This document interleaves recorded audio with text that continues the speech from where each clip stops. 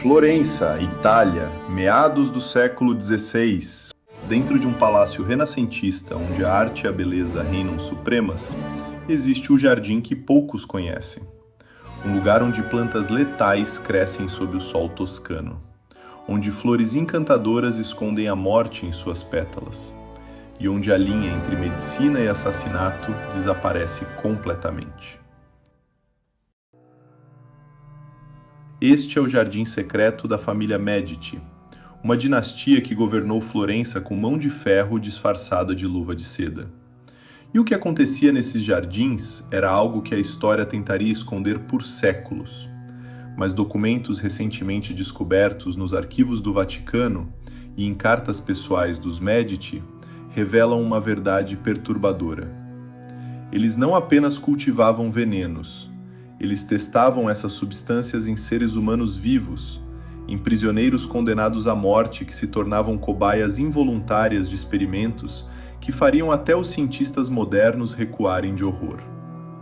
E a mulher no centro dessas acusações, a rainha que levaria essa tradição para a França, tinha um nome que até hoje é sinônimo de intriga e morte: Catarina de Medici. A família Medici não começou como realeza.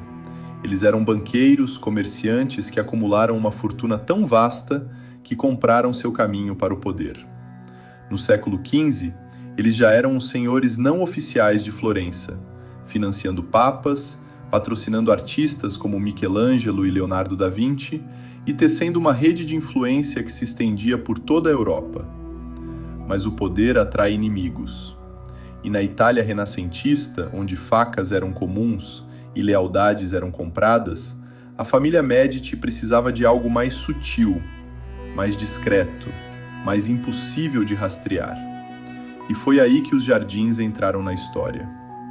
Não jardins comuns cheios de rosas e lavandas, mas jardins de veneno, lugares onde plantas como beladona, meimendro, acônito e cicuta eram cultivadas com o mesmo cuidado que outros nobres dedicavam às suas vinhas. Cosimo I, grão-duque da Toscana, foi um dos pioneiros dessa prática macabra. Documentos de 1547 revelam cartas onde Cosimo envia frascos de antídotos para seu amigo Ferrando Gonzaga, mas com uma advertência chocante: teste isso em um prisioneiro que já está destinado à morte. A mensagem era clara: esse antídoto experimental não tinha garantias. Poderia salvar ou poderia matar. E a única maneira de descobrir era usando um ser humano como cobaia. E Cosimo não estava sozinho nessa prática. Tanto a família Medici quanto a República de Veneza estabeleceram o que podemos chamar apenas de fábricas de veneno, instalações onde toxinas eram produzidas em escala industrial, testadas primeiro em animais e depois, quando necessário, em prisioneiros condenados. Tudo documentado, tudo meticuloso, tudo absolutamente legal dentro das leis da época. Mas por que alguém faria isso? Por que uma família tão poderosa precisaria de venenos quando tinha exércitos e ouro suficiente para comprar qualquer coisa? A resposta é simples e aterrorizante. Veneno é a arma do poder absoluto. É silencioso, é negável, é quase impossível de detectar antes do século XVIII, quando a química forense finalmente começou a existir. Um rival político pode ser eliminado em um banquete.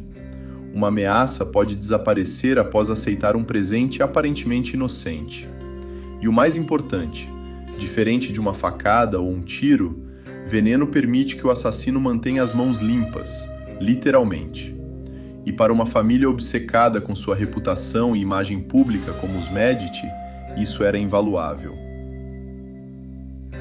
Foi essa tradição sombria que Catarina de Medici levou consigo quando se casou com o rei Henrique II da França em 1533.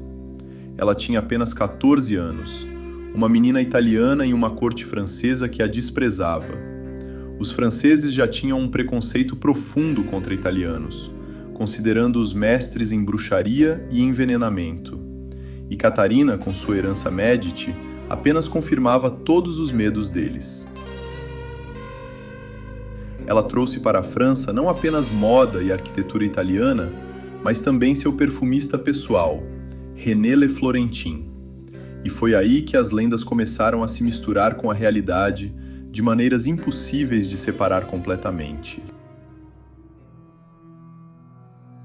Diz a lenda que Catarina mantinha um jardim secreto em seus palácios franceses, um lugar onde plantas venenosas cresciam ao lado de ervas medicinais, que ela tinha 237 pequenos gabinetes escondidos nas paredes do castelo de Blois, onde guardava frascos de venenos cuidadosamente rotulados, e que ela usava essas substâncias para eliminar qualquer um que se colocasse em seu caminho. A história mais famosa envolve Jeanne d'Albret, rainha de Navarra e mãe do futuro rei Henrique IV. Jeanne era protestante, Catarina era católica fervorosa, e quando um casamento foi arranjado entre o filho de Jeanne e a filha de Catarina para unir o reino, Jeanne veio a Paris para comprar roupas para o casamento. Dias depois, ela adoeceu e morreu. A causa oficial foi febre, mas sussurros encheram a corte. Catarina havia presenteado Jeanne com um par de luvas de couro perfumadas, um presente luxuoso e comum entre a nobreza da época. Mas essas luvas, diziam os rumores, estavam impregnadas com veneno. A ideia de luvas envenenadas parece saída de um filme, mas na verdade fazia sentido perfeito para a época. O couro usado para fazer luvas precisava ser curtido, um processo que deixava um cheiro terrível. Por isso, luvas de qualidade eram embebidas em perfumes, geralmente óleos essenciais extraídos de plantas. E aí está o problema. Se você sabe quais plantas usar, pode esconder veneno dentro do perfume. A vítima coloca as luvas, a pele absorve lentamente a toxina, e dias depois, quando os sintomas aparecem, ninguém conecta a morte com o presente inocente recebido semanas atrás. É o crime perfeito, e Catarina tinha acesso aos melhores perfumistas e botânicos da época. Pessoas que sabiam exatamente quais plantas podiam matar e como extrair seus componentes mais letais. Mas será que Catarina realmente fez isso? Historiadores modernos são céticos. A análise da morte de Jeanne d'Albret sugere que ela provavelmente morreu de tuberculose, uma doença comum e mortal na época. As luvas envenenadas podem ser apenas uma lenda nascida do preconceito anti-italiano e do medo que Catarina inspirava. Afinal, ela era uma mulher poderosa, em uma época onde mulheres não deveriam ter poder. Ela manipulava reis, decidia guerras, ordenava execuções. E sim, ela definitivamente ordenou assassinatos diretos documentados. Mas envenenamento, especificamente, pode ter sido exagerado pela propaganda de seus inimigos. No entanto, a ausência de prova não é prova de ausência, e o fato permanece. Catarina tinha o conhecimento, tinha os meios, tinha os motivos, e vinha de uma família que testava venenos em seres humanos como procedimento padrão. O que sabemos com certeza é que os jardins existiam. Não eram mitos. Documentos mostram que a família Medici mantinha jardins extensos de plantas medicinais e venenosas, que eles empregavam botânicos especializados, que eles trocavam receitas de antídotos com outros nobres e que eles testavam essas receitas em prisioneiros condenados. Um documento de 1524 descreve como o Papa Clemente VII, ele próprio, um Medici, deu 2 criminosos condenados ao seu médico pessoal. Ambos comeram bolos de maçapão envenenados com acônito mortal. Um recebeu o antídoto experimental e viveu. O outro não recebeu nada e morreu em agonia. Isso não é lenda, está documentado nos arquivos do Vaticano. E se isso acontecia abertamente em Roma, podemos apenas imaginar o que acontecia nos jardins privados de Florença, longe dos olhos da igreja. A verdade sobre os jardins de veneno dos Medici provavelmente está em algum lugar entre a lenda e a realidade documentada. Eles cultivavam plantas venenosas, isso é fato. Eles testavam substâncias em humanos, isso também é fato. Eles eram obcecados com antídotos porque viviam em constante medo de serem envenenados eles mesmos. Isso é comprovado por cartas e registros.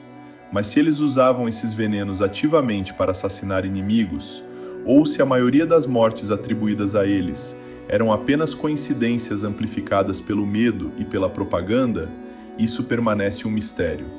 O que não é mistério é o legado que deixaram.